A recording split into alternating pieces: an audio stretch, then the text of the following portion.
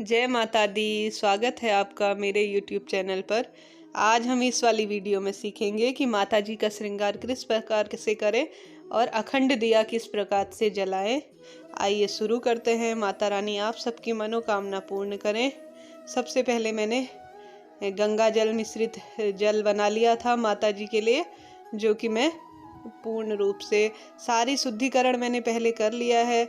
और इसमें गणेश जी का मैंने आवाहन कर लिया है, साथ में कलश का आवाहन कर लिया है। और मैं माता जी का देखिए किस तरह से कर रही हूँ। सबका अपना अपना करने का तरीका है। मैं जहाँ से बिलोंग करती हूँ वहाँ इस तरह से करते हैं। साथ में मैंने माता जी की लाल रंग की चुन्नी ले ली है। माता जी की चुन्नी हमेशा लाल या पीले रंग के वस्त्र हों। जो भी हम श्रृंगार का सामान ले रहे हैं ये तो सब लोगों को विदित ही होगा। उसके बाद मैंने इनके स्नान के बाद लाल रंग की रोली दे रही हूँ, जो मैंने माता जी को अर्पित की है।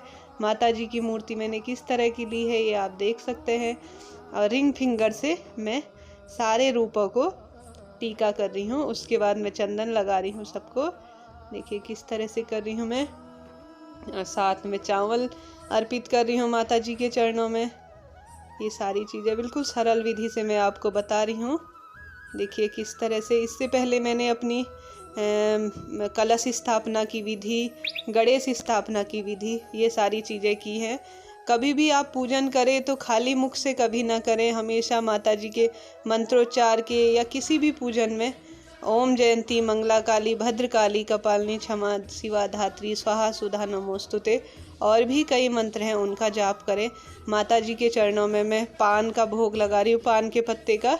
आप चाहे तो साबुत पान ले सकते हैं, जो मुझे मिल नहीं पाया, और मैं सिर्फ पत्ते का भोग लगा रही हूँ। उसके साथ ही मैं रुपया ले रही हूँ, सुपारी ले रही हूँ, और एक और नारियल आप लें और उसे भी भोग लगाएं। मैं सूखा नारियल का भोग लगा रही हूँ, जैसा कि मैंने इससे पहली वाली वीडियो में दिखाया है। इसके बाद मैंने माता जी के श्रृंगार का सामान ले लिया था। ये मैं सिंदूर ले लिया है और माला, जो सारी चीज़ें होती हैं वो मैंने ले ली थी और मैं माता जी को अर्पित कर रही हूँ। देखिए किस तरह से करते जा रही हूँ मैं। आप चाहो तो इसमें पहना सकते हो, आप चाहो तो माता जी के चरणों में अर्पित कर सकते हो। और साथ में मैं अब इत्र लगाऊंगी माता जी को, पैरों में और हाथों में सब जगह। मेहंदी भी लगाते हैं कुछ लोग। जितना हो सके मैं सरल तरीके से बताने की कोशिश कर रही हूँ। साथ में मैंने इलायची के दाने और लौंग और सुपारी और ये सारी चीज़ें ले ली थी। पंचमेवा पंचफल ये सारी चीज़ें लेके मैं अर्पित कर रही हूँ। आप मिष्ठान भी ले सकते हो, मेरे पास जो था मैंने उससे ही करके बताया है। देखिएगा आप कमेंट्स करके बताइएगा कि आप किस तरह से करते हैं। पंचफल पंचमेवा कहते हैं, मेरे पास अभी यही थे तो मैं इनसे ही भोग लगा के दिखा रही हूँ। जहाँ तक हो सके 5 प्रकार के फल लेने चाहिए कहते हैं। हो सके तो इसमें सूखा नारियल रख लीजिए या गीला। खट्टे फलों से माता जी को प्रसन्न नहीं है, तो कभी भी खट्टे फल अवॉइड करें हमेशा। साथ में अब मैं इसके अखंड ज्योत की विधि बता रही हूँ, किस तरह से हमारे अखंड ज्योत जलती है। देखिए मैं मोली की बनाती हूँ, ये पूरे 9 दिन तक चलती है आराम से। और इसको बनाने का देखो तरीका, मैं रुई से नहीं बनाती क्योंकि रुई की कई बार मेरे को थोड़ा कम समझ में बैठती है। और मैं इसको एक हाथ तो इस तरह से ले रही हूँ, सवा हाथ आप इसको कह सकते हैं। हमेशा मोली सवा हाथ की लेनी चाहिए। देखिए मैं किस तरह से कर रही हूँ। ये देखिए इसको बनाने का तरीका बहुत बढ़िया चलती है पूरे 9 दिन तक। ये देखिए कैसे मैं कर रही हूँ इसे, बहुत आराम से। देखिए पूरे 9 दिन तक आराम से चलती है और बहुत धीरे धीरे जलती है। ये कभी भी खंडित नहीं होती है। मैंने कई बार इसको इस्तेमाल किया है। देखिए पूरा इसको अच्छी तरह से मैं डीपली इसको भिगो दूंगी। चाहो तो आप 2 दिन तक इसे भिगो सकते हो। मैंने इस तरह का, मैं एक तांबे का मेरे पास कटोरा सा है, इसमें अखंड दीप जलाती हूँ। आप चाहो तो मिट्टी का दिया ले सकते हो। मिट्टी का दिया हमेशा पानी में 1 दिन पहले भिगो लीजिए, क्योंकि ये होता क्या है कि जब भी हम मिट्टी का लेते हैं वो पूरा अपने आप में ही एब्जॉर्ब कर लेता है। उसके बाद मैं अखंड दिया जला दूंगी।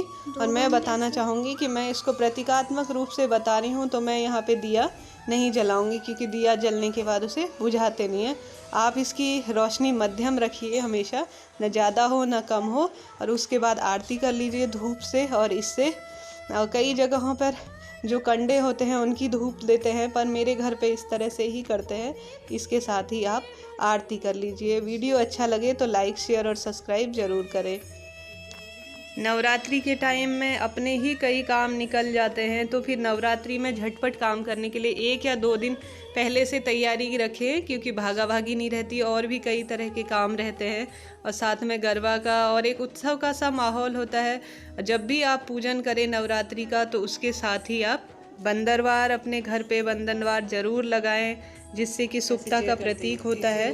और इसी तरह की वीडियो के लिए मैं आपको आगे जानकारी देती रहूँगी।